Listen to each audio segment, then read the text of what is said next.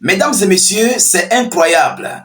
Ah oui, la Pologne vient de dire ces 4 vérités à ses alliés de l'Europe, de l'Union européenne, de l'OTAN. Alors, il s'agit de monsieur Donald Tusk, le premier ministre polonais, qui a complètement dit ouvertement que l'Europe est incapable de contrer le potentiel militaire russe. Vous comprenez?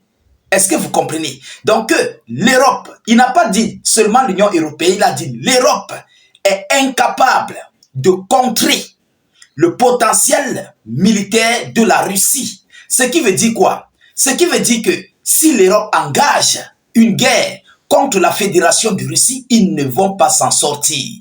Ils ne s'en sortiront jamais. Mais pourquoi il le dit?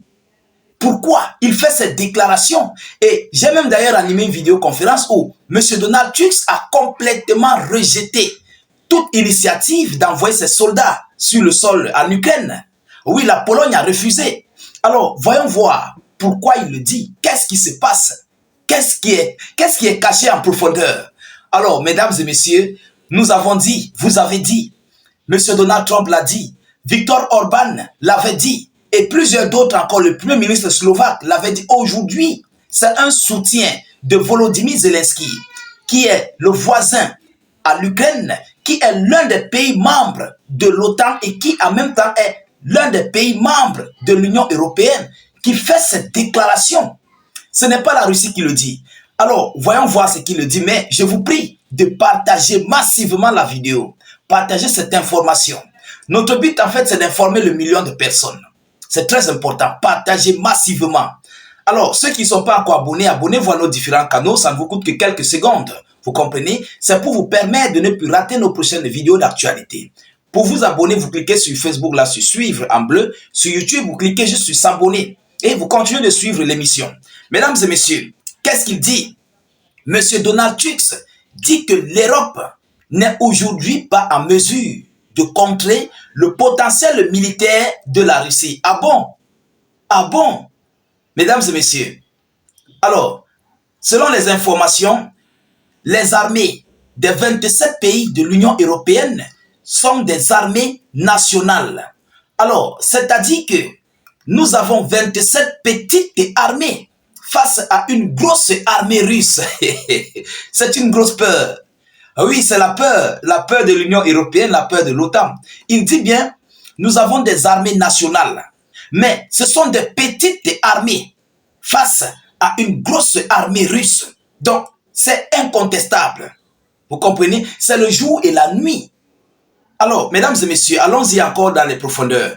Et il continue en disant, et d'autre part, parce que la grande majorité de ces armées de ce pays des pays européens sont sous-équipés. Ils n'ont pas l'équipement.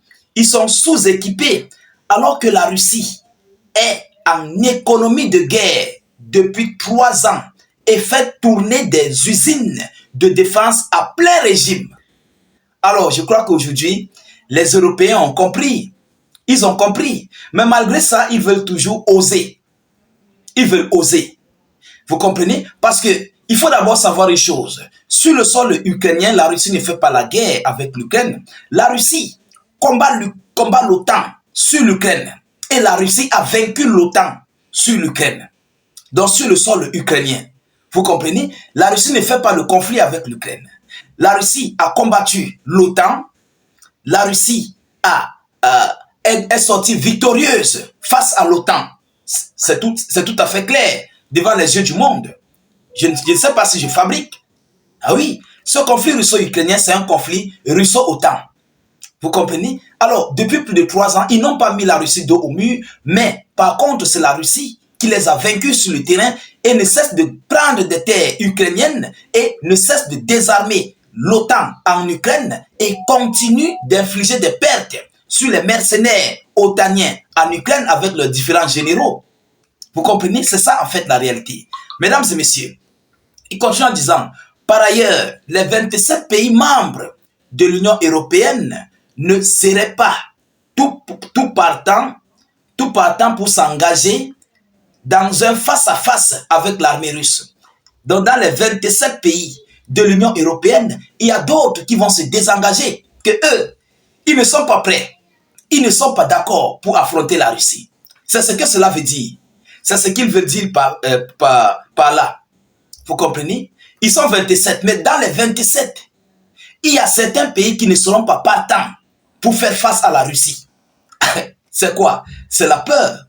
Oui, c'est la peur. Mesdames et messieurs.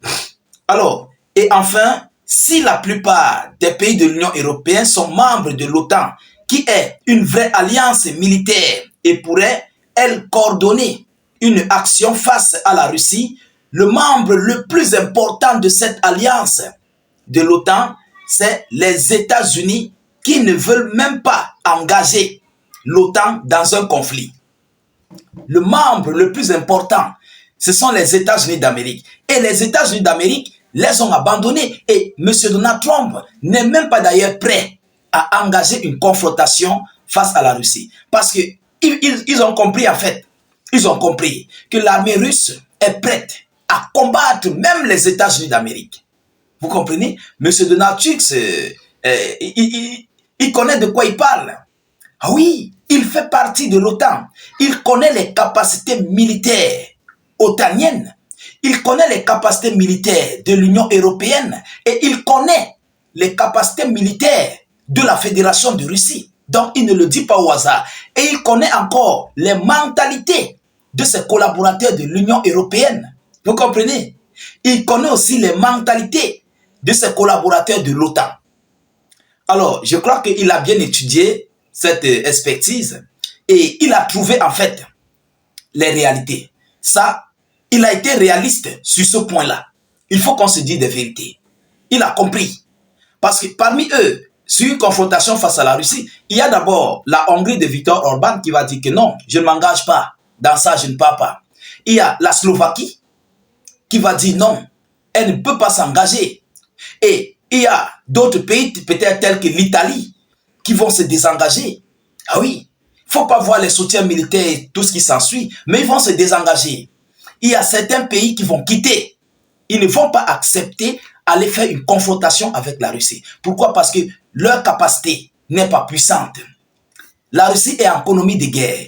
La Russie fait tourner des usines militaires en plein régime, 24 heures sur 24, 7 jours sur 7, du 1er au 31. La Russie recrute massivement d'hommes. La Russie a ajouté ici un chiffre colossal pour son armée, un budget colossal pour son armée. Alors, mesdames et messieurs, nous sommes tous clairs que face à cette situation, ces gens ne peuvent pas, ils ne pourront pas faire face aux Russes. J'espère que Donald Trump ne s'est pas trompé. Je disais Donald Trump, Donald Tusk, le premier ministre polonais, il ne s'est pas trompé. Vous comprenez? Il a dit juste ces 4 vérités à ses alliés. Et si eux, ils veulent s'engager, ils n'ont qu'à s'engager. Ça leur regarde. Mais ce qui est sûr, c'est qu'ils vont perdre le combat face à la Russie. Sur une confrontation directe, Russie-OTAN, directe, pas passant par l'Ukraine, directe, ils vont perdre. Et en même temps, ce sont eux qui veulent envoyer leurs hommes sur le sol ukrainien, soi-disant pour eux, pour le maintien de la paix. Mais Vladimir Poutine va vous botter. Il va botter tout le monde là-bas. Parce qu'il a pesé. Il a pesé son armée, il a pesé ses capacités. Poutine se prépare à faire la guerre au monde entier. Pas seulement pour l'OTAN, pas seulement pour l'Union européenne, pas pour l'Ukraine, pas seulement pour les États-Unis d'Amérique, mais pour le monde entier. Vous comprenez? Je ne sais pas si vous comprenez. Alors, voilà en fait les réalités, les multiples déclarations que M. Donald Tusk, le premier ministre polonais, vient de dire à ses alliés ouvertement, à qui veut l'entendre.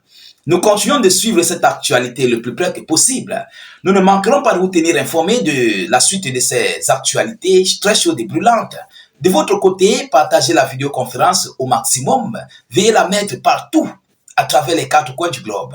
N'hésitez pas de vous abonner à nos différents canaux YouTube, Facebook, ou encore, si vous ne pouvez pas le faire, s'il vous plaît, je vous prie de mettre vos avis en commentaire. Vous comprenez? C'est très important. Je vous reviens tout à l'heure pour une prochaine série d'actualités. Soyez encore salués une fois de plus. Ciao, ciao.